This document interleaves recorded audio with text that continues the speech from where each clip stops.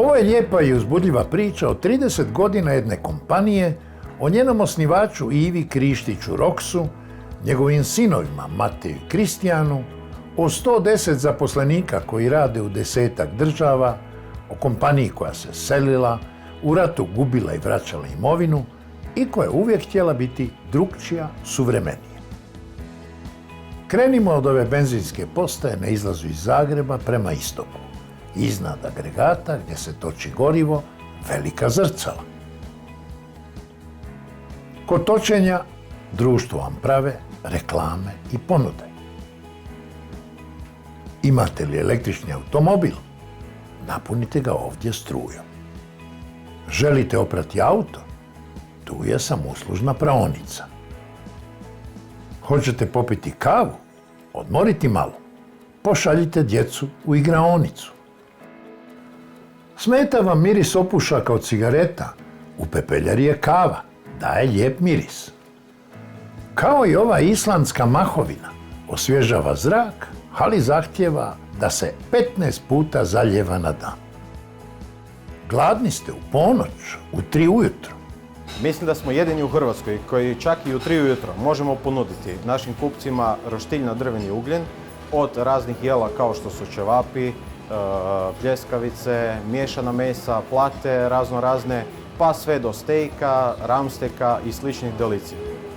Ivo Krištić dobio je nadimak Roks po svome ocu Roki. Bio je prvo Rokić, pa Roks, a onda? U to vrijeme, kad sam ja registrirao firmu Roks, to je bilo za vrijeme Ante Markovića. Tad nisu mogle biti dvije iste firme u bivšoj Jugoslaviji. Prezime jedno, prezime drugo, ime jedno, ime drugo. 2 puta su mi se vraćali papiri iz Doboja i ja sam lupio taj Roks po svom nadimku i to ime je prošlo. I tako je nastalo ime kompanije, a onda i jedna od prvih benzinskih postaja u privatnom vlasništvu u socijalističkoj Jugoslaviji. Ova u Modrići. Danas ona toči gorivo, ima trgovinu, kafić, vinski podrum sa probranim vinima, aparate za igre na sreću. Rat je 1992. prekinuo planove. Ovo bila jedna pumpa od najboljih pumpi u ovom dijelu kraja, gdje nigdje nije bilo nikada goriva osim tu. Tu su kolone bile par kilometara i tu se uvijek čekalo na red. Međutim, kako se to sve zakuvalo, onda je prijatelj Ivo Krištić je preselio u Slavonski Brod. Imao jednu ovu prikolicu, kamp prikolicu, došao pred moju kuću i u njoj je živio određeno vrijeme. I onda smo mi jednog dana odlučili da dođemo ovdje i da preselimo stvari koje su bile tu na pumpu, makar da taj dio iskoristimo. I onda smo mi, ja uzem Renault 4, prvi puta prelazimo ovdje. Mi smo došli ovdje od Odžaka do Modrića oko 5 km, ni jednog čovjeka niti auto nismo sreli na cesti. Ma vi preselite pumpu sa Renaultom 4? Ne pumpu ne, nego robu i sa pumpe. To su bile cigarete, alkohola, pića, vina i tako dalje. I tu smo došli, natovarili i vraćamo se nazad s ovog dijela na mostu ovdje preko Bosne. Silosi su tu i učinilo nam se da su to bili možda i sajperisti, ali to je manje važno. Vratimo se ponovno sutra dan, htjeli smo agregate, ove pumpe da preselimo, međutim, on kaže nemoj, nek ostane, bolje nek koristi, možda će nekome koristiti, a vjerojatno neće ni pumpu razvaliti. I dobro je napravio i mi smo ostavili agregate, tako da je pumpa radila stalno. Mika Mimica, to je moj prijatelj, on je tad bio direktor Croatia osiguranja u Slavonskom Brodu. I došao je i meni kaže, prijatelju, vidi ti šta se događa, priprema, rat je. Ja to tako nisam shvatio, ja nisam mogao vjerovati da će neko u nekoga pucati. I on meni predlaže da se roba seli, agregati, da se demontiraju, da se radi. Ja to nisam prihvatio. Ja sam mislio, isto kao djeca u školi kad se potuku, da će se pomiriti za 5 dana. Ja sam shvatio da će to za 5 dana ponovo sve da se vrati, da ćemo mi nastaviti rad. I zato nisam dao da se skidaju agregati i da se roba nosi sa ove benzinske pumpe.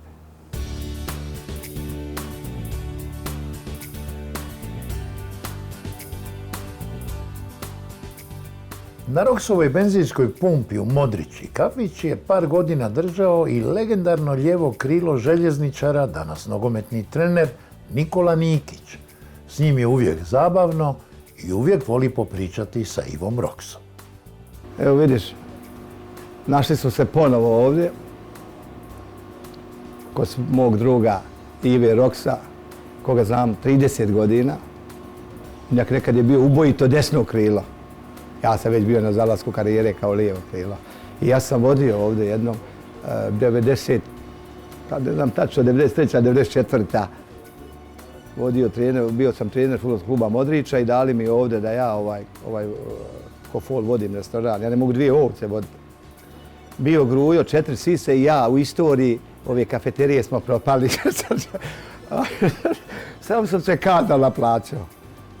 I sreća da je posle ovoga svi ovi nesretnih dešavanja da je došao ponovo moj drug.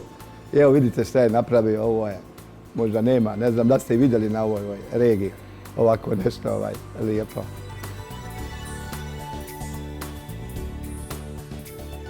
Putujem po tom svijetu i jedem po tim luksuznim restoranima i pijem to vrhunsko vino i neko vino koje mi se svidi, slikam i pokušam doći do tog vina direktno do proizvođača. Zato imamo ovdje ta provjerena vrhunska vina koja se nalaze i u Berlinu, i u Londonu, i u Parizu, u najluksuznijim restoranima. To je ovako malo za Modriću nevjerovatno i to ljudi koji ne razumiju šta znači vrhunsko vino i gdje se ta vina nalaze, malo se začude kad to vide u Modrići, u podrumu. Kolika je vrijednost sad trenutno, ne znam, treba napraviti inventuru. Prvo punjenje je bilo oko 250.000 maraka. Naši gosti su i domaći, a i strani. Iz raznih zemalja, Italijani, Sloveni, Francuzi, svi nam svraćaju. Ko čuje za nas, taj i dođe. Ko najviše pije? Ko najviše pije? Bosanci. A Rusi? Pa dobro i Rusi. Ali oni vole vodku, a mi volimo vino. Koja je najskuplja boca vina koju ste prodali? Koliko je vrijedila? Najskuplja boca vina koju smo prodali u našem vinskom baru je bilo jedno francusko vino koje je koštalo čak 1845 maraka. I tko je to kupio? Jedan naš dobar sugrađanin, nećemo da imenujemo, ali naš redovan gost. Na pumpi Rox u Modrići je prodajni centar, kafić, vinski podrum, aparati za igre na sreću i tu je često jedan mlad čovjek, rekli su mi, slabovidan. To mi je nekako najbliže tu da dođem na kafu, a lijep mi osjećaj ovdje kad dođem, znači volim, navikao sam da dolazim u ovaj prostor, šta ja znam, jer se lijepo tu osjećam. Čujem da možete rasklopiti bicikl i taj isti rastavljen ponovo sastaviti u kratkom roku. Istina? To je istina, znači ja se bavim, dosta ljudi upoznato čim se ja bavim, znači ja držim servis svih vrsta bicikala, prodaju bicikala, prodaju svih rezervnih dijelova za bicikla, znači bavim se tim, to radim. A slabovidnost je u kom postotku? 3% samo vidim. Fantastično. Drugi ljudi vide 100%, a ne bi uzeli šaraf u ruke, nikako. Pa ja sam to mnogo puta rekao, znači bitna je upornost, volja čovjeka, ako hoćeš nešto da savladaš, znači ako imaš volju za to savladat ćeš, ako te nešto ne interesuje u životu, ne možeš da savladaš. Ko je uporan i ko želi nešto, može. Često smo pitali zaposlenike i poslovođe kakav je odnos kompanije Rox prema uposlenima.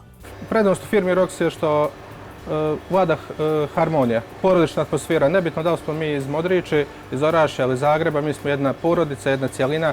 Što se tiče poslodavca, plate su na vrijeme, obaveze su izmirene također na vrijeme, redovne, izuzetno korektan odnos imamo od strane poslodavca. Da li je tako kod svih drugih, ja ne znam, trebalo bi da bude, ali kod nas je tako. A sada Slavonski Brod, restoran Grozd, odlična hrana, dobro društvo, iskusni ugostitelj Ante Jukić. 30 godina prijateljstva sa Roxom. Ivo je gotovo gost od samog početka i kad je otvorio svoju benzinsku pumpu u Modrići, onda po putovanju u Ljubljanu i Zagreb obavezno i tamo i nazad je svraćao. Međutim, vrlo brzo je došao rat i više on nije mogao na tu svoju pumpu. Onda smo provodili vrijeme ovdje još više, jer on je preselio se u Zagreb i Brod. Onda smo tu gotovo tjedno jedanput smo bili i polako smo komentirali o tome da li će se ikad vratiti, neće, hoće li otvoriti. U tom trenucima smo jednom slušali srpski radio koji je prenosio i reklamirao njegovu benzinsku, znači kod Roxa koja je radila i tako dalje. Ne znam da li je bio sretan ili nesretan, a imam osjećaj da je bio istovremeno i sretan i nesretan. Bila su to ratna vremena. U poratnom razdoblju Ivo Krištić je pokrenuo još jedan projekt, Orašje. Ta ljubav prema postojbini, Bosanskoj Posavini, vidi se još u Zagrebu gdje je Rox stavio tablu sa natpisom Orašje s točnom kilometražom 265. U Orašju centar za prodaju, veliki izložbeni salon, posvuda mladi ljudi, prosjek godina 29. U Bosni i Hercegovini ukupno zaposleno 70. Dobro školovani i orni za posao. Što se sve ovdje prodaje, gdje to sve ide, sad ćemo čuti. U asortimanu imamo raznorazne poznate svjetske brendove. Ekskluzivni zastupnici smo za Wunderbaum osvježivače za auta koji su najpoznatiji i najprodavaniji svjetski brend.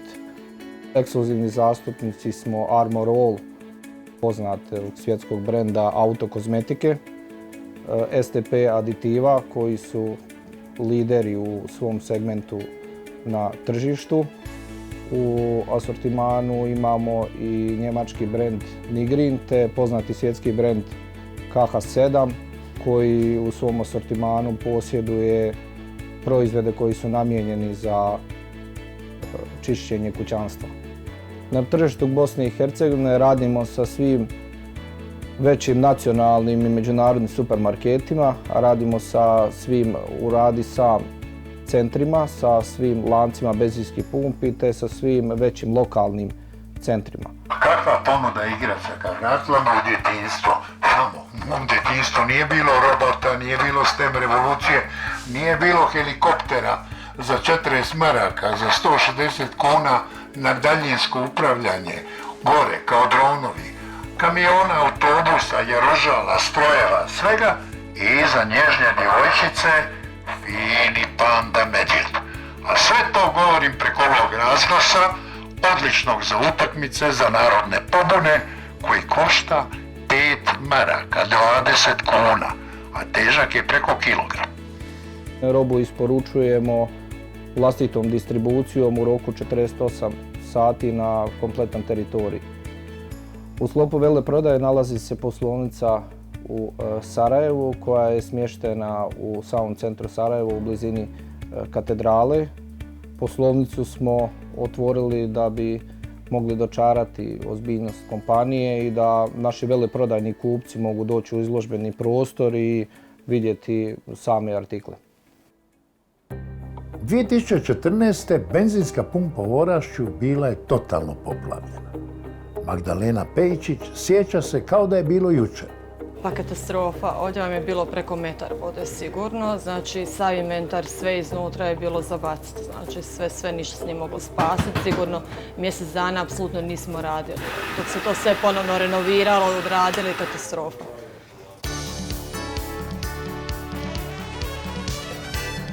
Kakvo je iskustvo rada u Orašju u firmi Rox? Kakvi su uvjeti, odnos prema zaposlenicima? Uvjeti za rada su izuzetno dobri. Što se tiče praznika, jer sve poštujemo praznike, plaća uvijek uredna, doprinose, sve se uredno poštuje. Ja se osjećam tu kao da radim za sebe. Nemam osjećaj da radim za nekog poslodavca koji me recimo maltretira i izrabljuje. Sve je baš ugodna radna atmosfera. Ivo Krištić je u Zagrebu imao ured u hotelu Panorama. Puno se toga događalo na tom mjestu. Evo jednog sjećanja na te dane. Gospodina Ivu poznam već nekih 30 godina. Znamo se jako dobro. od prije rata, dok je Ivo radio još u mlinskoj industriji, a zatim prije početka rata je otišao za Hrvatsku, otišao od naftnu industriju i evo, taj nesretni rat je bio krenuo ovdje kod nas. Ja sam tu cijelo vrijeme bio u ratu i bio sam ratni direktor jedne tvornice velepekare koja je radila i za civile i za vojsku. Nama je sva logistika bila, dakle, Republika Hrvatska, odnosno centar Hrvatske Zagreb. Međutim, svaki naš odlazak se prvo odvijao u hotelu Panorama. Tamo je gospodin Ivo imao svoj ured i onda smo mi normalno onako zbunjeni sve dolazili. Prvo se odlazilo u Panoramu, pa se tamo popila kava i onda Ivo, zbog čega si ti došao, ti. Mi kažemo zbog čega smo došli, on na telefon sve nama uredi sastanke, mi odlazimo po robu i onda se vraćamo, a onda on je bio uvijek dobar domaćin, pa onda se ostane još i 2-3 sata, 4, 5 i do navečer, na večeru i tako da smo mi uvijek imali jednu sigurnu bazu tamo. To je nama jako bitno bilo. To je bila jedna sigurna baza. Hvala Bogu se završio rat. Kod nas je u Županiji Posavskoj, ovdje kao što vidite u Orašju, jako brzo se sve obnovilo. Jako brzo je se narod vratio i onda je došlo vrijeme biznisa, došlo je vrijeme ulaganja, došlo je vrijeme da se ovdje počne raditi. Među prvima njih je došao gospodin Ivo Krištić ovdje sa svojom firmom. Dakle, pošto je i prije rata imao već jednu benzinsku pumpu u Modriči, uradio je to i ovdje u Orašju, napravio ovdje, ovdje što vidite, jednu veleprodaju, uposlio radnike i od tog dana, znači od prije 30 godina do dana današnjeg je uvijek na usluzi i nama i ovoj sredini i šta god bi trebalo i kad god smo tražili bilo kakvu ili donaciju ili sponzorstvo ili pomoć, uvijek je bio taj koji se odazvao, koji je u ovoj sredini želio pomoći. Sve je moj prijatelj Crnđo dobro rekao, stvarno smo prijatelji, uvijek smo bili na usluzi jedan drugom. Ono što je zaboravio reći, da sam u tom svom Orašju čekao dozvolu za onu pumpu 1,5 dana.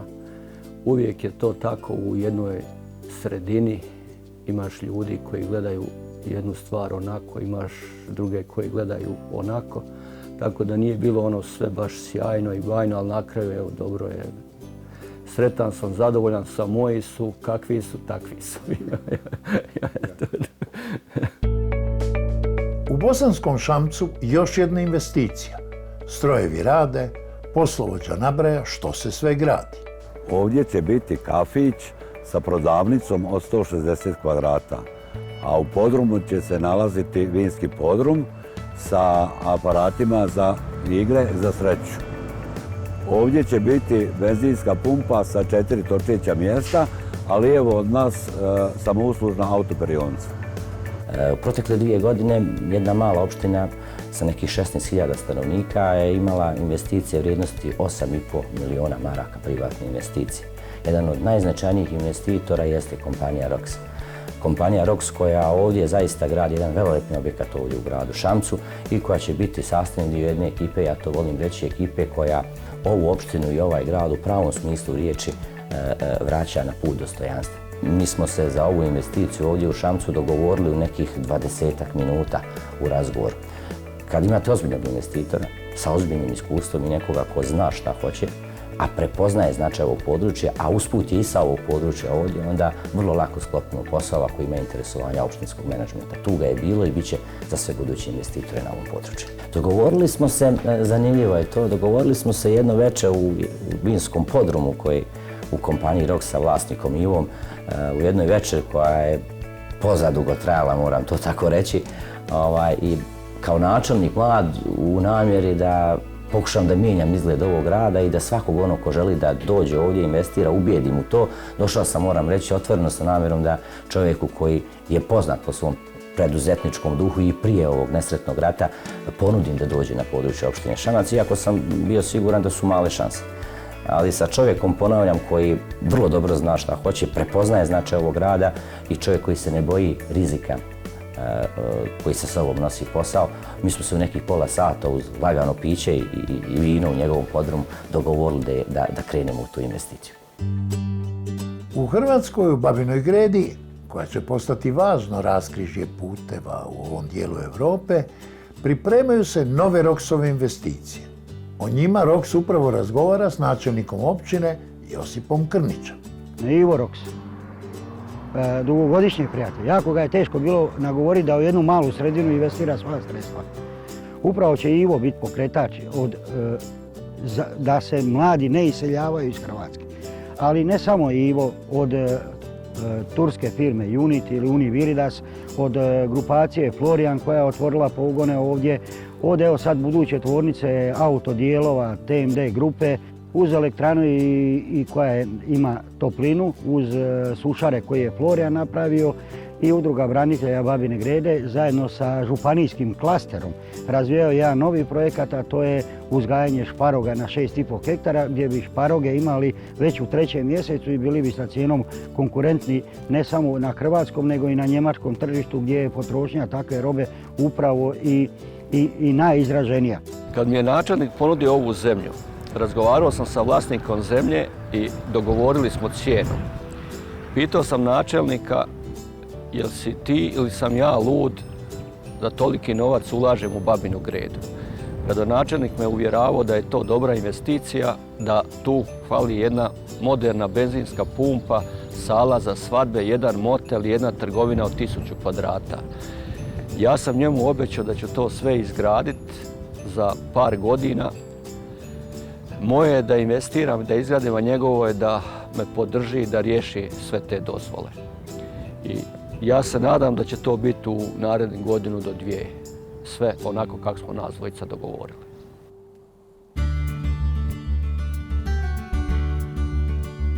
Firma Roks postoji u Austriji, Njemačkoj, evo poslovnice u Beogradu, postoji i u Prištini, na Kosovu, a mi smo otišli do ljubljanske općine Rudnik. Tu Roks počinje svoju paketnu i paletnu prodaju. Prve godine 5000 paketa, druge godine već 36.000. Kakvi su Slovenci kao kupci? Je li im važnije što kupuju ili od koga kupuju? Što kupuju? Ja ću tako reći, dosta se pogleda na brand koji se kupi, nekako je fokus baš, to znači recimo i Roksar sve više poznaju recimo po nekim brandovima, recimo imamo brand Zimko, imamo brand Finish Line, to znači dosta u toj autokozmetici i tu nas recimo sve više i više poznaju i vraćaju se kupci. Ne? A kada čuju da vlasnik Roksa nije Slovenac, što kažu? Tvrtka u Sloveniji, pa ljudi koji radimo smo Slovenci, to znači svejedno je, mi poznajemo naše tržište dobro. Dobro je što recimo vlasnik iz Bosne ili iz Hrvatske, iz Srbije, nema veze. Poznaje to znači da se zna prilagoditi slovenskom tržištu, to je najbitnije. Ne? To znači sve što mi prodajemo u Sloveniji proizlazi iz slovenskog, to znači znanja. Recimo artikli su dorađeni, to znači za slovensko, prirađeni, to ne znam kako da kažem, su napravljeni da ga možemo plasirati i u Sloveniji. To znači da slovenski potrošač kad recimo zgradi u ruku naš Finish Line, on gore pročita sve na slovenskom, to znači mi smo napravili artikl koji je dostupan i napravljen za slovenskog kupca. Posjet centralnom skladištu u Zagrebu, to je ozbiljno veliko mjesto, kao da je skladište robnih rezervi. Imamo skladište 5000 metara kvadratnih, imamo 5000 paletnih mjesta, imamo 1500 kupaca sa 4000 objekata. Trenutno u skladištu radi 26 djelatnika. Tjedno uđe i izađe preko 20 kamiona robe.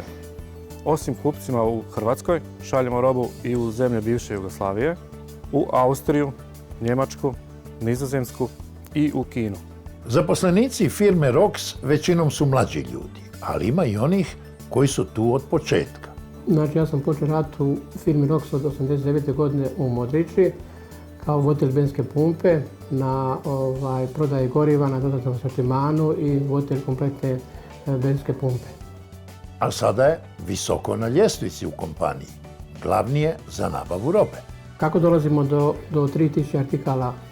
Pa dolazimo tako što dobijamo informacije od ljudi iz prodaje, što oni trebaju, što oni traže, što se traži na tržištu, Oni dobijaju opet informacije od samih kupaca što bi trebalo biti, što im neko nudi.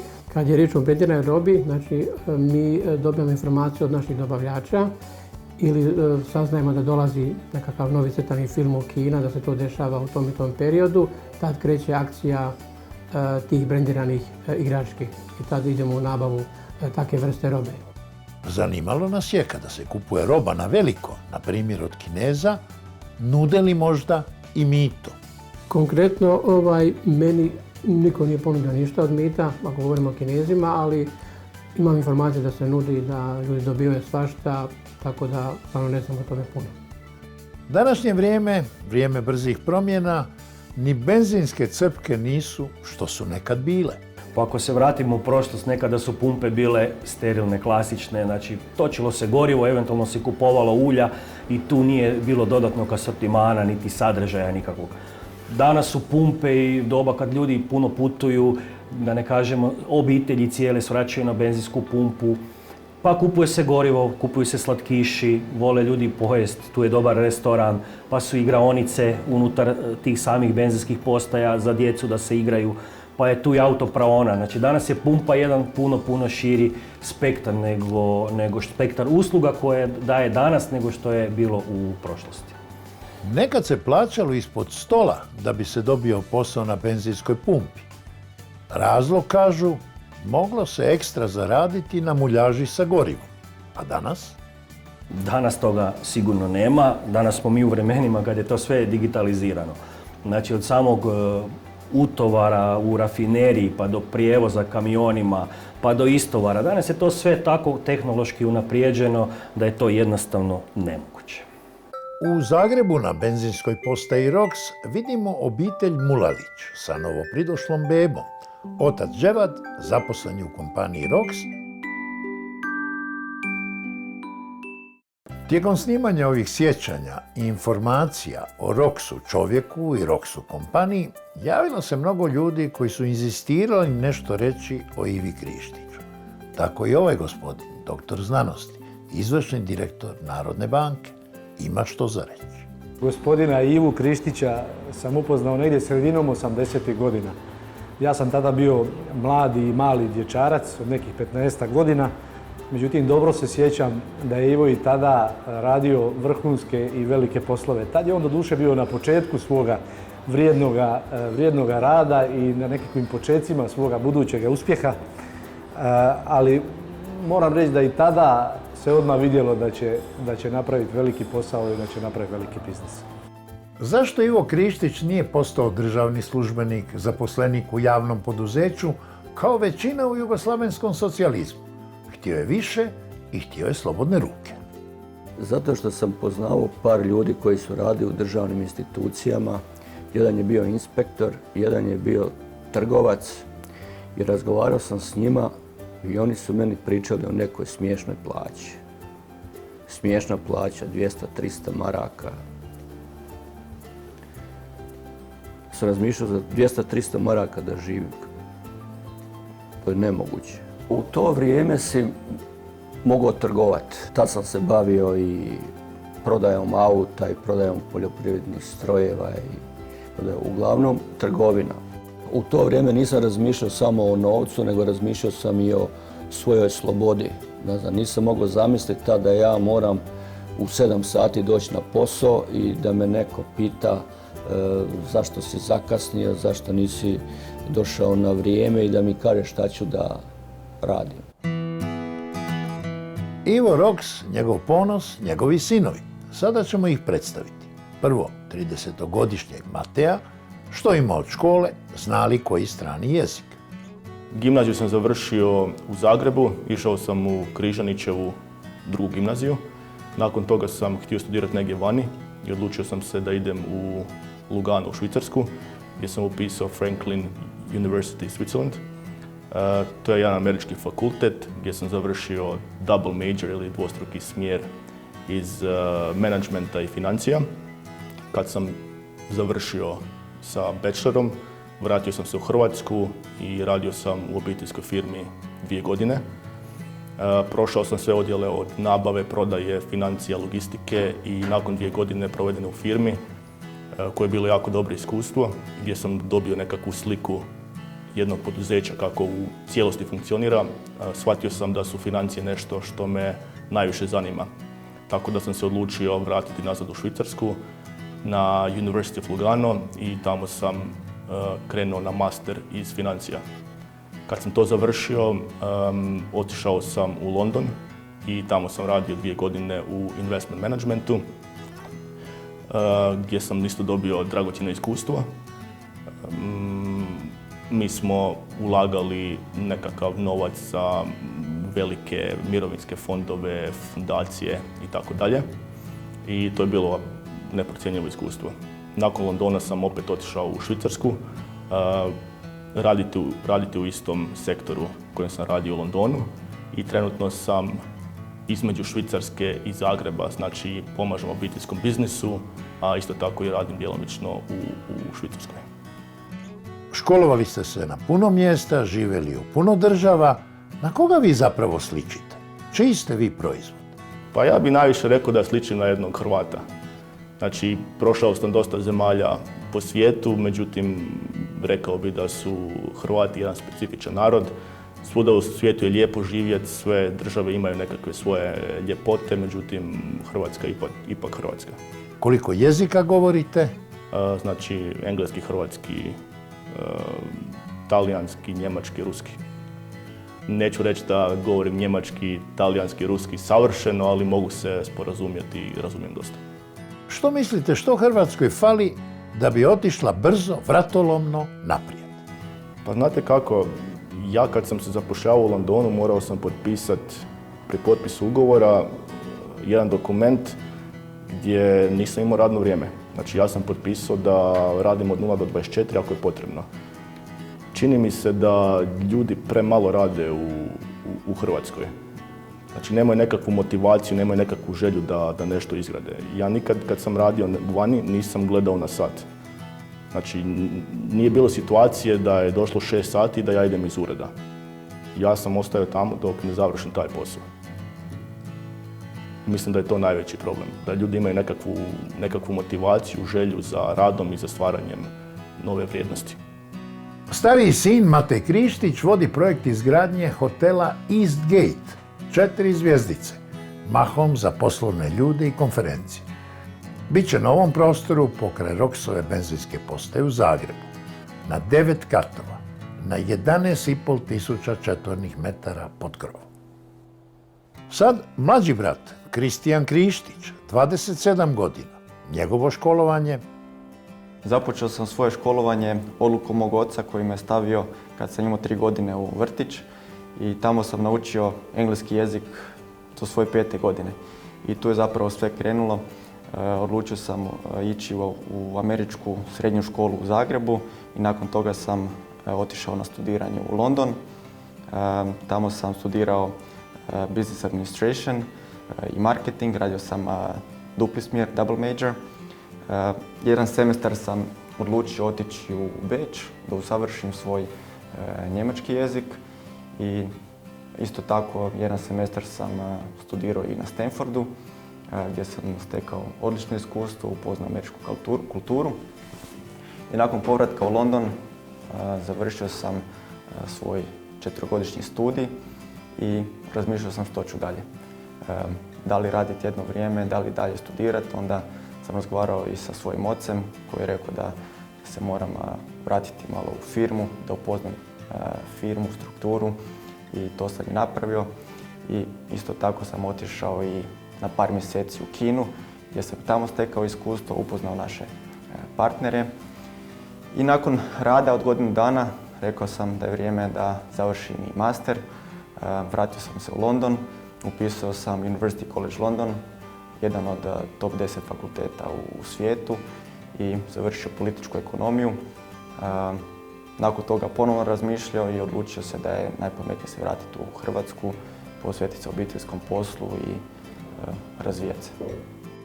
Što mislite, u čemu su Hrvati koji su školovani u Hrvatskoj različiti od vas? Pa oni možda nisu puno različiti od nas. Mi svi imamo jedno školovanje. Mi svi imamo knjige koje čitamo. Stvar je u tome Svaki fakultet je odličan, svaki fakultet je dobar. Poanta je u tome koliko ćemo se mi posvetiti fakultetu. Koliko ćemo truda uložiti. Možemo na fakultetu biti najbolji, a neki možda i nisu najbolji. Vama je otac omogućio studiranje na vrhunskim fakultetima.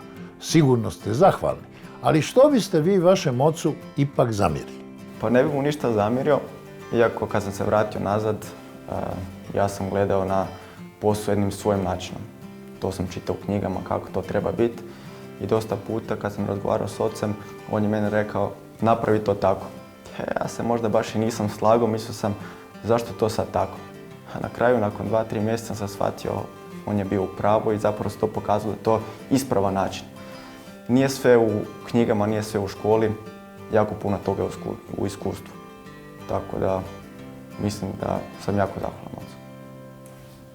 Ne bi ni znao da je prošlo više od 30 godina da sam obišao skoro pola svijeta, da nisam skupljao ove suvenire. Gdje god sam bio, uvijek sam nešto uzeo za uspomenu. Ovo je sad tu malo nabacano, trebao bi još jedno 2-3 vetrine da se ovo lijepo posloži.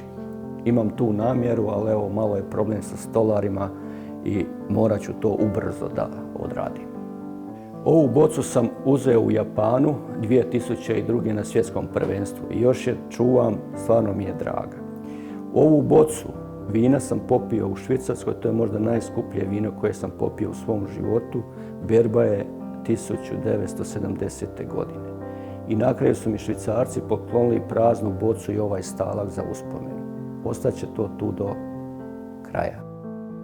Ovaj slon je težak 65 kila, puno drvo. Ugostio sam jednog Indijca, nakon 3 mjeseca dolazi DHL i dovozi neku paletu, niko nije znao šta je. Na kraju slon. Nazovem Indijca, pitam ga šta je ovo, kaže to ti je poklon od mene za sreću. Okreni tog slona prema prozoru. I evo, zato je tu taj slon. Evo, došli smo i do mog prijatelja Ive Gregurevića. Mjesec dana prije njegove smrti donio mi je ovaj poklon, ovaj ručnik, otarak, kako se to kaže na posavski, i ovaj zlatnik u drvetu koje je staro 9000 godina. I rekao mi je, prijatelju, jel može ovaj otarak da stoji ovdje do kraja mog života? Ja sam rekao, ja se nadam da će stajati do kraja i tvog i mog života i iza nas.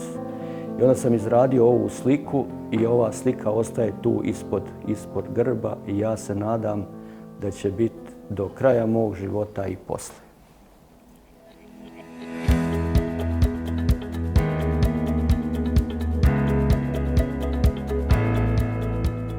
Evo, stigli smo do kraja i ja sam uživao praveći ovaj film o Roxu čovjeku i Roxu firmi i mojim 30-godišnjim prijateljima.